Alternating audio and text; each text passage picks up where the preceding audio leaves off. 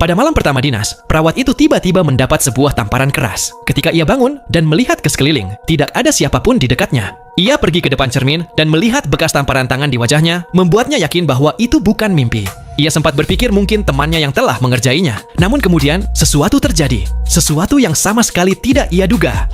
Kisah ini berasal dari sebuah rumah sakit yang ada di Meksiko. Pada hari pertamanya, Sofia harus menjalani shift malam di ruang ICU sendirian. Kepala perawat memberinya kunci dan mengatakan kepadanya, jika pada malam hari ia melihat perawat lain, jangan berbicara dengannya. Begitu Sofia pergi, salah satu perawat berkata bahwa mereka seharusnya mengatakan yang sebenarnya, tetapi kepala perawat langsung melarang. Ketika Sofia sampai di ICU dan melihat koridor kosong, tubuhnya langsung merinding. Ia menguatkan diri dan mulai bekerja. Awalnya semuanya berjalan baik, tetapi saat ia hendak mengganti perban seorang pasien, ia mendengar suara seseorang bernyanyi dari arah koridor. Dengan ketakutan ia keluar, tetapi koridor itu benar-benar kosong. Ia mencoba menenangkan diri, berpikir mungkin ia salah dengar. Ia kembali bekerja, tetapi karena pikirannya terganggu, ia tidak sengaja menumpahkan cairan obat ke pakaiannya. Sofia pun harus pergi ke ruang loker. Namun saat tiba di sana, ia melihat lokernya sudah terbuka. Saat ia masih mencoba memahami apa yang terjadi, suara langkah seperti sepatu hak tinggi mulai bergema di koridor, dan sebuah bayangan tampak di balik kaca. Dengan ketakutan, Sofia memanggilnya, namun tidak ada jawaban. Ia memberanikan diri keluar, tetapi koridor itu tetap kosong. Saat ia hendak berganti pakaian, suara langkah itu terdengar lagi. Dari balik loker, ia melihat sosok itu mengenakan topi perawat, dan cara berjalannya seperti terseret.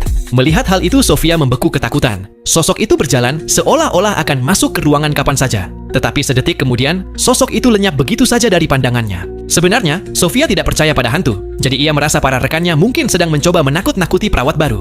Ia bahkan tidak sempat berpikir lebih jauh, karena pasiennya masih menunggunya. Jadi, Sofia segera kembali ke ruang perawatan. Saat ia hendak memberikan obat pereda nyeri, pasien itu berkata bahwa seorang perawat berjubah hitam sudah datang lebih dulu dan memberinya suntikan. Sofia memeriksa rekamannya, dan memang ada sebuah tanda tangan aneh di sana, dan jumlah obat pereda nyeri di baki berkurang.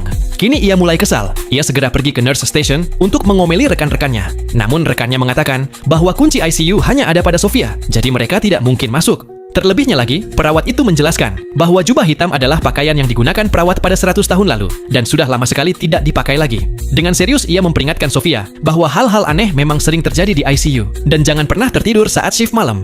Sofia mulai ketakutan. Untuk pertama kalinya ia menyesali pekerjaannya. Dengan hati yang berat, ia berjalan kembali ke ICU. Saat itu lampu-lampu koridor berkedip cepat. Suara langkah kaki dan nyanyian itu terdengar lagi, dan sebuah bayangan hitam perlahan muncul dari sudut. Sofia lalu mengumpulkan sisa keberaniannya, dan dengan perlahan berjalan mendekatinya. Ia benar-benar ingin tahu, seperti apa sebenarnya wujud hantu tersebut. Nah, jika kalian penasaran dengan alur selanjutnya, kalian bisa saksikan film ini dengan judul Turno Nocturno 2024.